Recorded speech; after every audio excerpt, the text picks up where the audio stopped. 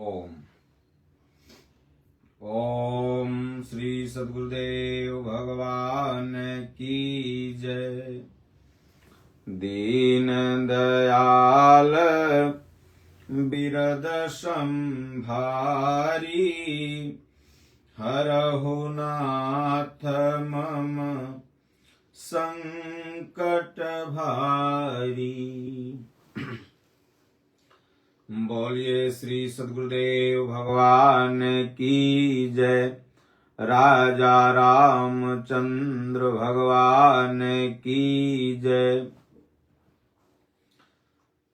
प्रयागराज की महिमा आज के भगवत चर्चा में। प्रयागराज में महाकुंभ पर्व लग रहा है। 144 वर्ष बाद ऐसा संयोग है और 12 वर्ष बाद भारत में महाकुंभ 4 स्थानों पर लगता है, जैसा कल मैंने बताया था।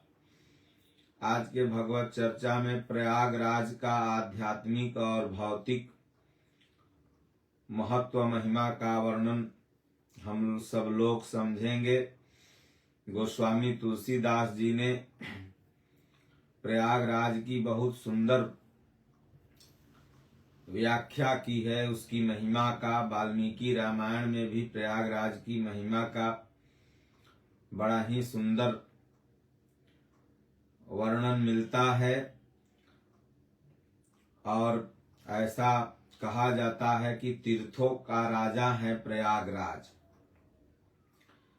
क्योंकि को कही सकई प्रयाग प्रभाऊ, कलुष पुंज कुंजर मृगराऊ।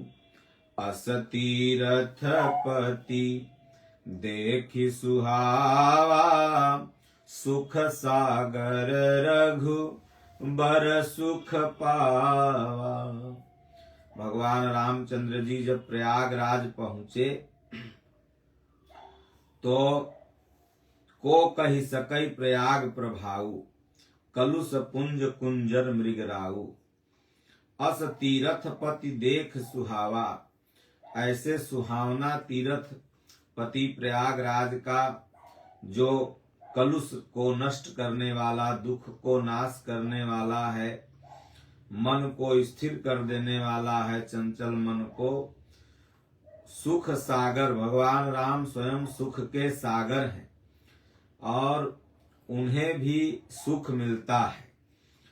तो आज हम सब लोग भरद्वाज संवाद से, याज्ञवल्क्य मुनि भरद्वाज संवाद से प्रयागराज की महिमा और प्रभु श्री रामचंद्र जी के इस वर्णन से प्रयागराज की महिमा का भाव समझेंगे कि वास्तव में प्रयागराज की जो महिमा है वो कितनी है। क्षेत्रु अगम गढ़ु गाढ़ सुहावा, असपने हुनहि प्रति पछिन पावा।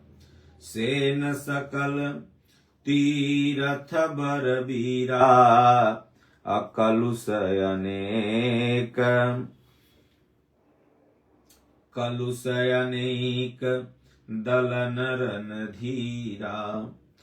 प्रयाग क्षेत्र ही दुर्गम, मजबूत और सुंदर गढ़ किला है, जिसको स्वप्न में भी पाप रूपी शत्रु नहीं पा सके हैं। संपूर्ण तीर्थ ही उसके श्रेष्ठ वीर सैनिक हैं, जो पाप की सेना को कुचल डालने वाले और बड़े रणधीर हैं। संगम सिंहा सनु सुठी सोहा, अक्षत्रु अखय बटु मुनि मनु मोहा। चंवर जमुन अरु गंग तरंगा, अदेखी होहि दुख दारिद भंगा। गंगा यमुना सरस्वती, गंगा यमुना जी तो दिखती हैं, लेकिन ऐसी मान्यता है कि सरस्वती वहां गुप्त है और संगम ही उसका अत्यंत सुशोभित सिंहासन है। प्रयागराज का प्रमुख जगह क्या है? संगम। जो भी लोग जाते हैं प्रयागराज तो संगम स्नान करने जाते हैं। संगम मतलब जहां इन तीनों नदियों का मिलन होता है, और वहीं सिंहासन है। गोस्वामी तुलसीदास जी लिखते हैं कि सिंहासन है। और वहां जब लोग दर्शन कर लेते हैं तो अक्षय वट का वृक्ष है। अब ये अक्षय वट वृक्ष क्या है, इस पर भी हम आप लोगों को अगर सत्संग में बने रहेंगे तो बताएंगे, और प्रयागराज का आध्यात्मिक अर्थ क्या होता है ये भी बताएंगे। तो अक्षय वट छत्र है जो मुनियों के भी मन को मोहित कर लेता है। बड़ा सुंदर अक्षय वट वृक्ष हम लोग कई बार गए हैं, देखे हैं। भौगोलिक दृष्टिकोण से भी बड़ा सुंदर लगता है। यमुना और गंगा की तरंगे उसके श्याम और श्वेत चंवर है, जिसको देख कर ही दुख और दरिद्रता नष्ट हो जाती है। सेवहि सुकृत साधु सुचि पावहि, सब मन काम बंदी वेद पुराण गण, कहीं विमल गुण ग्राम। गोस्वामी जी कहते हैं कि पुण्यात्मा पवित्र साधु उसकी सेवा करते हैं और अपने मनोरथ को पाते हैं। वेद और पुराण के समूह भाट हैं, उसके निर्मल गुण गानों का बखान करते हैं।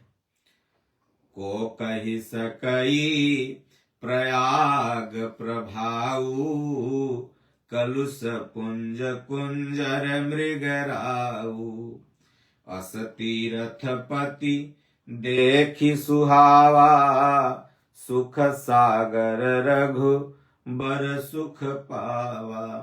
भगवान जब वन गमन के लिए निकले थे तो प्रथम विश्राम तमसा नदी के किनारे हुआ। उसके बाद प्रथम मुनि का दर्शन भगवान राम ने प्रयागराज में ही किया था।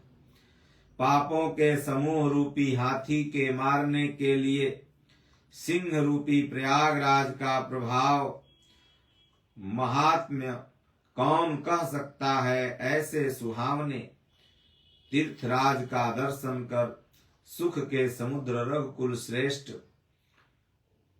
भगवान राम ने भी सुख पाया। कलुष पुंज कुंजर मृगराव, कलयुग के पाप को नष्ट करने के लिए यह जिस तरह से हाथी के समूह को सिंह मार देता है, उसी तरह से पाप के समूह को गोस्वामी जी कहते हैं कि प्रयागराज में स्नान दान करने से नष्ट होता है। को कह सकई प्रयाग प्रभाव, तो प्रयाग का यह प्रभाव है। तब तो बढ़िया है, सरल है। प्रयागराज स्नान कर लीजिए, अक्षय वृक्ष का वट का दर्शन कर लीजिए और 302 का मुकदमा शांत हो जाएगा। जितना पाप किए हैं खत्म हो जाएगा।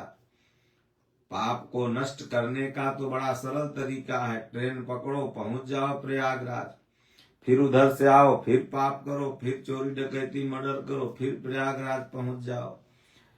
तो इसका मतलब यह नहीं है।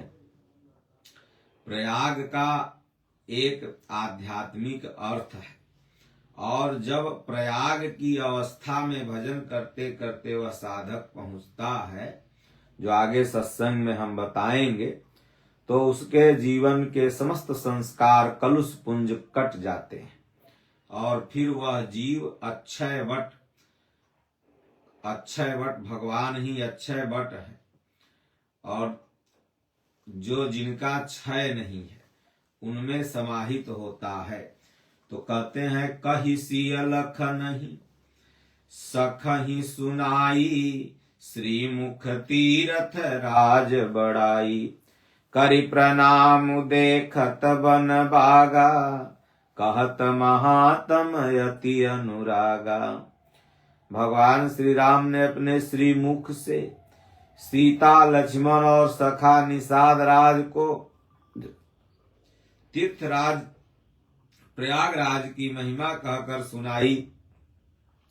तदंतर प्रणाम करके वन और बगीचों को देखते हुए बड़े प्रेम से महात्म्य कहते हुए, एहि विधि आई बिलो की बेनी, सुमिरत सकल सुमंगल देनी, मुदित नहाई कीन्ही शिव सेवा, पूजी जथा विधि तीर्थ देवा। इस प्रकार भगवान श्री राम जी आकर के वहीं त्रिवेणी का दर्शन करते हैं। त्रिवेणी माने संगम, सब मंगल करने वाली है त्रिवेणी। और उसके बाद भगवान शिव की पूजा वंदना करते हैं। तो इस तरह से भगवान श्री रामचंद्र जी ने भी प्रयागराज की महिमा का बड़ा सुंदर चित्रण किया। अब याज्ञवल्क्य और भरद्वाज संवाद से आप प्रयागराज की महिमा समझे। फिर हम प्रयागराज का आध्यात्मिक मतलब आपको लास्ट में बताएंगे। अब रघुपति पद पंकरुह ही अधरी पाई प्रसाद, कहूँ जुगल मुनि वर्य कर, मिलन सुभग संवाद। मैं अब श्री रघुनाथ जी के चरण कमलों को हृदय में धारण कर और उनका प्रसाद पाकर दोनों श्रेष्ठ मुनियों के मिलन का सुंदर संवाद वर्णन करता हूँ। कौन श्रेष्ठ मुनि? तो भरद्वाज जी और याज्ञवल्क्य जी महाराज की कथा का जिक्र गोस्वामी तुलसीदास जी कहते हैं कि मैं करने जा रहा हूँ। जब जब माघ महीना आता है, ये देखिए जो महाकुंभ लग रहा है, तो ये माघे महीना में लग रहा है। माघ महीना में ही प्रयागराज में कल्पवास भी लगता है। तो इसलिए कहते हैं कि भरद्वाज मुनि बसहि प्रयागा, तिनहि राम पद अति अनुरागा। तापस समदम दया निधाना, परमारथ पथ परम सुजाना। भरद्वाज मुनि का आश्रम है प्रयागराज। जब मैं विचरण काल में गया था तो रामचरितमानस पढ़ता था, तो हमें बड़ी मन में इच्छा थी कि भरद्वाज मुनि के आश्रम में जाऊंगा। तो गंगा परिक्रमा करते करते जब मैं प्रयागराज पहुंचा तो बड़ी इच्छा लालाई थी, तो भरद्वाज मुनि के आश्रम में गए। तो भरद्वाज मुनि का वहां आश्रम है। तो भरद्वाज मुनि प्रयागराज में बसते थे और उनका भगवान श्री राम के चरणों में अत्यंत प्रेम था। वे तपस्वी, निगृहित चित्त, जितेंद्रिय और दया निधान तथा परमार्थ के मार्ग में बड़े चतुर थे। निगृहित का मतलब घर का त्यागी तपस्वी थे, चित्त भगवान में लगा था, जितेंद्रिय थे और दया भी थी। और जब जब यही कुंभ वगैरह लगे, कल्पवास लगे, तो कहे माघ मकर गत रवि जब होई, तीर्थ पति ही आव सब कोई। ऐसी मान्यता है कि प्रयागराज में माघ मकर गत, यही देखिए मकर संक्रांति, मकर ये कर्क रेखा, मकर रेखा। तो भगवान सूर्य जब मकर रेखा में पहुंचते हैं तो धीरे धीरे गर्मी बढ़ने लगती है। तो यही मकर संक्रांति होती है। और इसी समय आप देखिएगा तो कपिल मुनि का जहाँ आश्रम है गंगा सागर जिसको कहते हैं कलकत्ता में, तो वहां पर भी लोग जाते हैं। तो माघ मकर गत रवि जब होई, मतलब कि रवि माने सूर्य। सूर्य भगवान जब मकर रेखा में पहुंचते हैं तो तीर्थ पति ही आव सब कोई। तीर्थपति प्रयागराज में सब तीर्थ आ जाते हैं।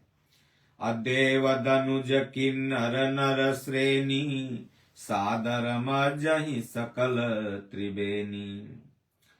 पूजहि माधव पद जल जाता, परिस परसी अक्षय बटु हर्षित गाता। भरत द्वाज आश्रम यति पावन, परम रम्य मुनि मर मन भावन। वेणी माधव जी के चरण कमलों को पूजते हैं, सारे तीर और अक्षय बट का स्पर्श करते हैं, उनके शरीर पुलकित होते हैं और भरद्वाज जी का आश्रम बहुत ही पवित्र, परम रमणीय और श्रेष्ठ मुनियों के मनों को भाने लगता है, अच्छा लगता। तीर्थपति आने का मतलब कि अब जितने भी तीर्थ हैं, जहां भी कुंभ लगते हैं, तो आप देखिएगा हर तीर्थों का वहां कैंप लगेगा, पंडाल लगेगा, हर जगह से साधु महात्मा आएंगे। तो तीर्थों का प्रतिनिधित्व वो महापुरुष, वो महात्मा करते हैं। तो वहां पहुंच गए तो सब तीर्थ पहुंच गए। तो चाहे नासिक में लगे, उज्जैन में लगे, लेकिन तीर्थपति प्रयागराज को बताया गया, क्योंकि यहाँ संगम है, त्रिवेणी है, गंगा यमुना सरस्वती है, अक्षय वट वृक्ष है। तो कहें तहां होई मुनि ऋषय समाजा, जाहिते मज्जन तीर्थ राजा। मज्जहि प्रात समेत उछाहा, कहीं परस पर हरि गुण गाहा। तीर्थराज प्रयाग में जो स्नान करने जाते हैं, उन ऋषि मुनियों का समाज वहां भरद्वाज जी के आश्रम में जुटता है और प्रातः काल सब उत्साह पूर्वक स्नान करते हैं और फिर परस्पर भगवान के गुणों का गान करते हैं। और उसके बाद कहते हैं कि दोहा, ब्रह्म निरूपण धर्म विधि, वरनहि तत्व विभाग। कहीं भगति भगवंत कै, संयुत ज्ञान विराग। ब्रह्म का निरूपण, धर्म का विधान और तत्वों के विभाग का वर्णन करते हैं तथा ज्ञान वैराग्य से युक्त भगवान की भक्ति का कथन करते हैं। प्रयागराज में क्या होता है, आप जाओ देखो, भगवान की चारों तरफ चर्चा आपको अहरनिश 45 दिन के लगने वाले इस महाकुंभ में आप 45 दिन रहो, एक सेकेंड भी आपको ऐसा नहीं मिलेगा 24 आवर्स में जिस समय आपको कहीं न कहीं भगवान की चर्चा सुनाई देती है। तो यहाँ कह रहे हैं कि भरद्वाज और जितने भी आश्रम हैं सब समझिए भरद्वाजे मुनि के आश्रम है। तो कहते हैं कि यही प्रकार भरी माघ नहाई, अपुनि सब निज निज आश्रम जाहि। प्रति संबत यति होई आनंदा, मकर मज्जि गावनहि मुनि वृंदा। इस प्रकार सब लोग माघ में नहाते थे और अपने अपने फिर आश्रम चले जाते थे। और इस तरह से हर वर्ष यह उत्सव होता था। मकर स्नान करके मुनिगण चले जाते थे। एक बार भरद्वाज मुनि कह रहे हैं कि एक बार भरी मकर नहाए, सब मुनि न आश्रम न सिधाए। जाग बलिक मुनि परम विवेकी, भरद्वाज राखे पद टेकी। एक बार मकर भर स्नान करके सब मुनीश्वर जा रहे थे आश्रमों में लौट करके, तब परम ज्ञानी याज्ञवल्क्य मुनि को चरण पकड़कर भरद्वाज मुनि ने रोक लिया। याज्ञवल्क्य मुनि भी आए थे। याज्ञवल्क्य का मतलब होता है जो यज्ञ में प्रतिष्ठित महापुरुष हैं, जिन्होंने वास्तविक यज्ञ का मतलब अपने आप को भगवान में समाहित कर लिया। ऐसे महापुरुष ही भगवान की राम कथा का वर्णन कर सकते हैं। तो भरद्वाज मुनि भगवान राम के परम भक्त थे, महिमा भी जानते थे, लेकिन पूर्ण रूप से भगवान के बारे में जानना चाहते थे, इसलिए चरण पकड़ करके रोक लिया। गोस्वामी तुलसीदास जी के मानस के 4 वक्ता और 4 श्रोता हैं। प्रथम वक्ता भगवान शिव और श्रोता माता पार्वती। द्वितीय वक्ता में याज्ञवल्क्य मुनि वक्ता हैं और श्रोता भरद्वाज मुनि। तृतीय वक्ता में काकभुसुंडी जी महाराज जी वक्ता हैं और श्रोता गरुण जी महाराज। और चतुर्थ वक्ता में गोस्वामी तुलसीदास जी वक्ता हैं और आज का मानव समाज श्रोता है। तो इसलिए उन्होंने रोका, तो किस लिए रोका? तो कहे सादर चरण सरोज पखारे, अति पुनीत आसन बैठारे, करी पूजा मुनि सुजसु बखानी, बोले अति पुनीत मृदु बानी। 12 एक आदमी रहो। तो सादर चरण सरोज पखारे, सादर याज्ञवल्क्य मुनि का चरण कमल पखारे भरद्वाज मुनि, और कर पूजा आसन बैठारे। गुरु का आसन ऊंचा होता है, शिष्य का आसन नीचा होता है, हमारे सनातन धर्म की परंपरा है। गुरु महाराज को अपने आसन पर बैठाया और अपने स्वयं नीचे बैठ गए। करी पूजा मुनि सुजसु बखानी, बोले अति पुनीत मृदुबानी। पूजा पाठ करने के बाद, दंडवत प्रणाम करने के बाद, तब श्रद्धा पूर्वक वाणी बोले, कहें प्रभु मेरे हृदय में एक संशय है और आप उसे दूर कर सकते हैं। सज्जनों, आप प्रयागराज जाओ, महाकुंभ जाओ, सिर्फ स्नान करके और 2 गैलन जल लेकर के चलाओगे तो आपका जाना निरर्थक हो गया। आप प्रयागराज क्यों जाते हैं?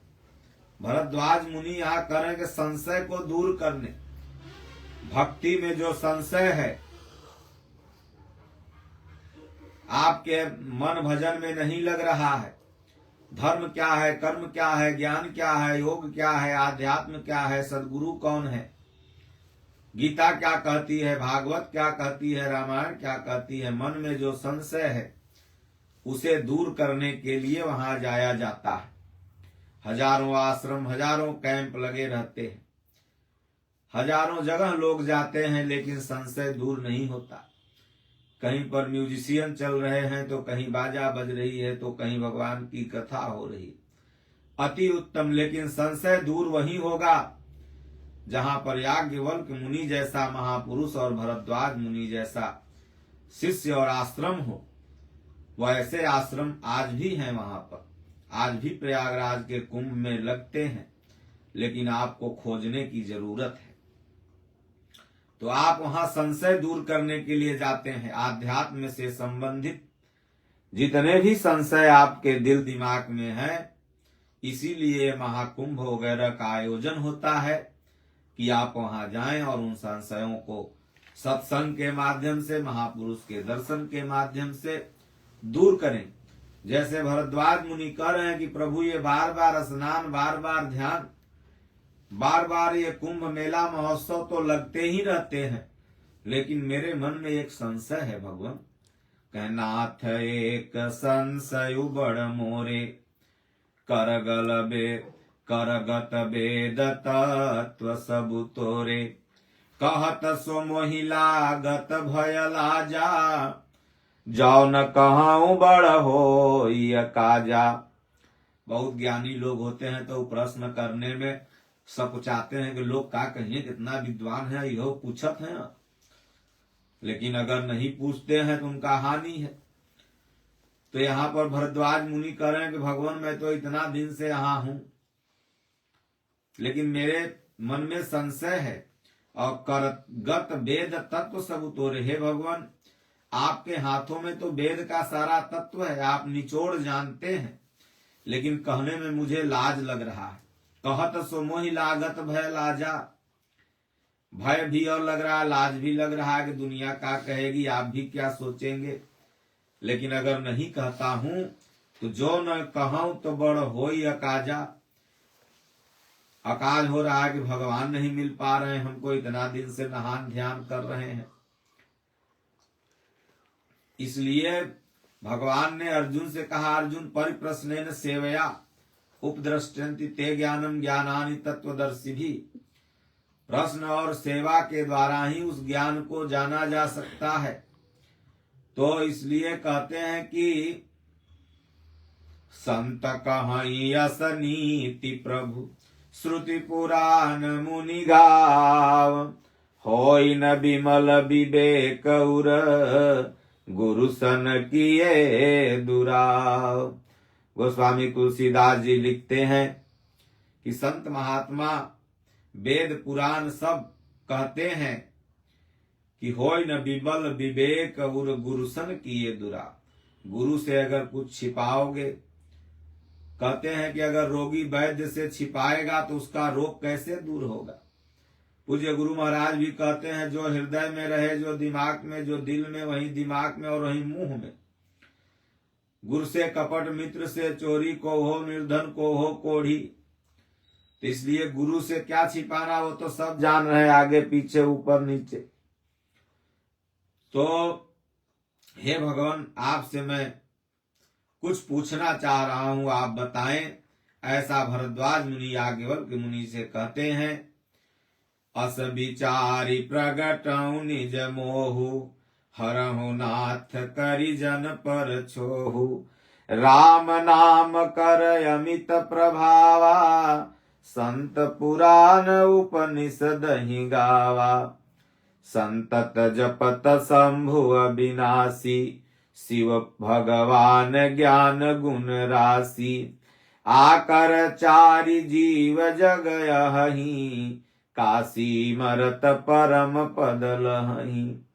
कल्याण स्वरूप ज्ञान और गुणों की राशि अविनाशी भगवान शंभु निरंतर राम राम का जाप करते रहते हैं। संसार में 4 जाति के जीव हैं और काशी मरने पर सभी को परम पद प्राप्त होता है। तब तो काशी वाले जितने मर रहे हैं, बनारस वाले, उनको तो फिर पिंडदान नहीं करना चाहिए, उनको फिर गया नहीं जाना चाहिए, क्योंकि जब काशी में मर गए तो अपने मुक्त हो गए। लेकिन हमने तो देखा है कि काशी में रहने वाले लोग भी जब मरते हैं तो ब्राह्मण देवता लोग तेरही कराते हैं, बरही कराते हैं, फिर पिंडदान करते हैं, गौदान करते हैं, फिर गया तक भी भेजवाते हैं। तो जब भैया काशी मरत परम पद लहई, काशी में मरने वाला मात्र परम पद प्राप्त कर गया, तो फिर ये इंद्रदान पिंडदान क्यों? तो इसका मतलब क्या है? काया ही काशी है। इसमें जब भगवान का वास हो गया तो मरने का मतलब यह आत्मा भगवान के श्री चरण में विलीन हो गई। तो मन जब तन में टिकने लगा, अभी मन या बाहर इधर उधर भटक रहा है, तब तक आपको परम पद नहीं मिलेगा। आगे आपको प्रयागराज का आध्यात्मिक बताएंगे कि प्रयागराज आध्यात्मिकता में क्या है, इसे प्रयागराज का मतलब क्या है। तो अभी आगे आप समझिए, ये याज्ञवल्क्य भरद्वाज मुनि अगर संवाद आप पूरा सुन लिए तो प्रयागराज का आध्यात्मिक महत्व भी आपको समझ में आ जाएगा। तो कहते हैं, सोपि राम महिमा मुनिराया, अशिव उपदेश करह त करिदाया। राम कवन प्रभु पूछहु तो ही, कहिय बुझाई कृपा निधि मोहि। हे मुनिराज, वह भी राम नाम की महिमा है, क्योंकि शिव जी महाराज दया करके काशी में मरने वाले जीव को मुक्ति देते हैं, राम नाम का उपदेश करते हैं, इसी से उनको परम पद मिलता है। हे प्रभु, मैं आपसे पूछता हूं कि वो राम कौन है, कृपा निधान समझा कर मुझे कहिए। सोचिए, यही संशय सबको है कि राम कौन है। माता पार्वती भी भगवान शिव से कहती हैं कि जौ नृपतनय ब्रह्म की नारी विरहमति भोरी। अगर वो राजा के पुत्र हैं तो ब्रह्म कैसे, और ब्रह्म है तो फिर औरत के लिए क्यों रो रहे हैं। यही संशय भगवान के प्रति भरद्वाज मुनि को भी है कि राम कवन प्रभु पूछऊं तो ही, कही एक बुझाई कृपा निधि मोहि। राम कौन है। और यही संशय काग भुसुंडी जी महाराज के यहाँ जब पहुंचे गरुण, तो उनको था कि भैया ये राम कैसे हो सकते हैं, इनको तो नाग पास लपेट लिया, ये ब्रह्म कैसे हो सकते हैं, भला जो खुद बंधन में बना है वह ब्रह्म कैसे हो सकता है। और आज के जीवों को भी राम के प्रति संदेह है। कोई कहता है राम हुए ही नहीं थे, कोई कहता है सेतुबंध हुआ ही नहीं था, कोई कहता है राम साधारण मनुष्य थे, कोई कहता है नहीं नहीं भगवान थे। और यही संशय को गोस्वामी जी ने अपनी मानस में दूर किया है कि जासु कृपा यस भ्रम मिट जाई, गिर जा सोई कृपाल रघुराई। जिसकी कृपा से आपका भ्रम मिट जाए, जिसकी शरण में जाने से आप जो ये पूछ रहे हैं कि राम कवन प्रभु पूछऊं तो ही यह मिट जाए, वही आपके लिए वर्तमान में राम है। इसलिए राम को सद्गुरु का स्वरूप भी बताया गया। तो कहते हैं यहाँ भरद्वाज मुनि याज्ञवल्क्य जी से कि राम एक अवधेश कुमारा, अति न कर चरित विदित संसारा। नारी विरह दुख लहेउ अपारा, अभयं रो सुरन रावण मारा। भगवान जिस राम को मैं जानता हूं वो तो अवधेश के कुमार हैं। नारी के दुख में विरह से गए, रावण का पता लगाया, रावण को मार दिया।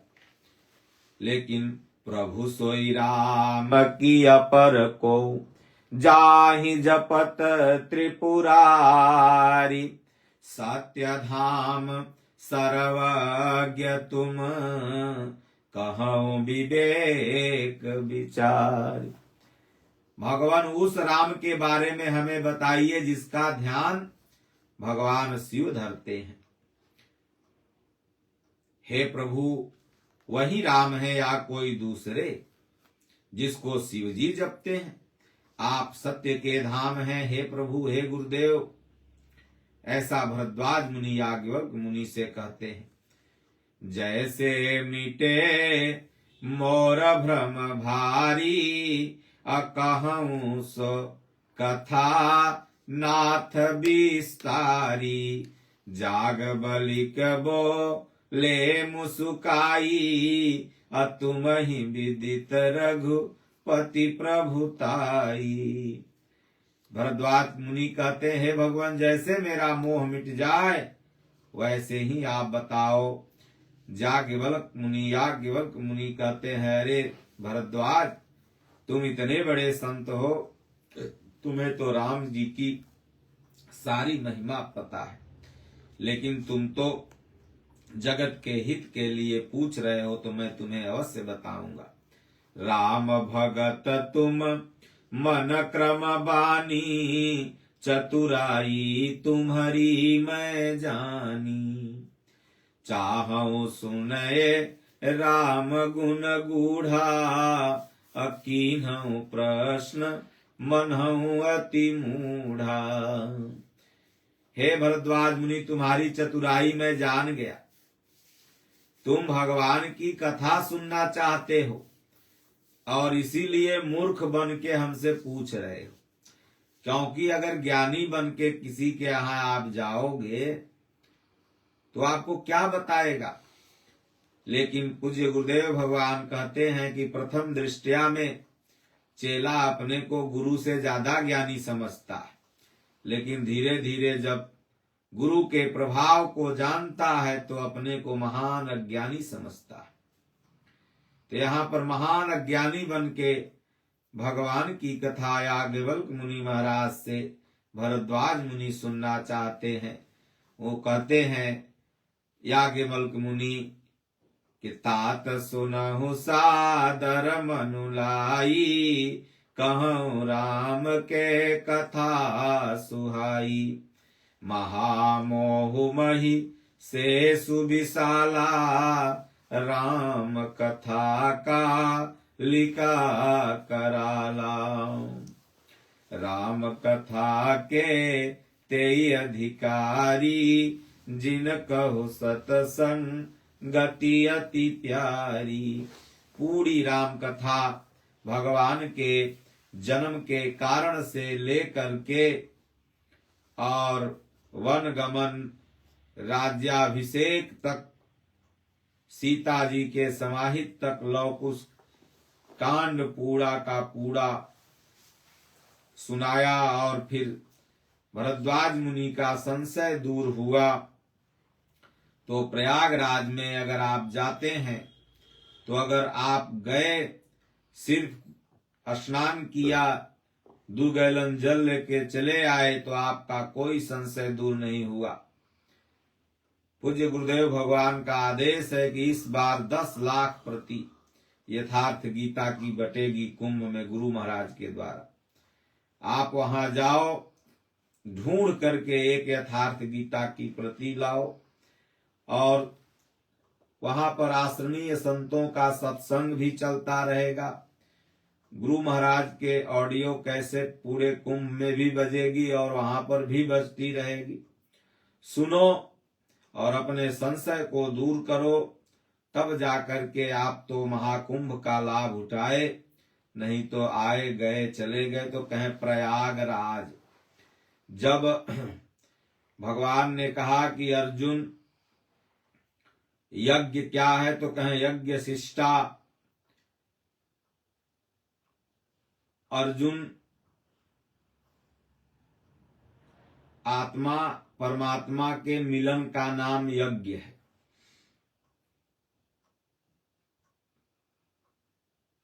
और प्रयाग, जब भगवान की कथा आप जैसे भरद्वाज मुनि ने पूरी कथा सुनी तो प्रयाग, भगवान के प्रति जो संशय था वो निर्मूल हो गया और भाव भगवान में टिक गया, एक परमात्मा में टिक गया, उनका दर्शन हो गया। इसलिए कहते हैं कि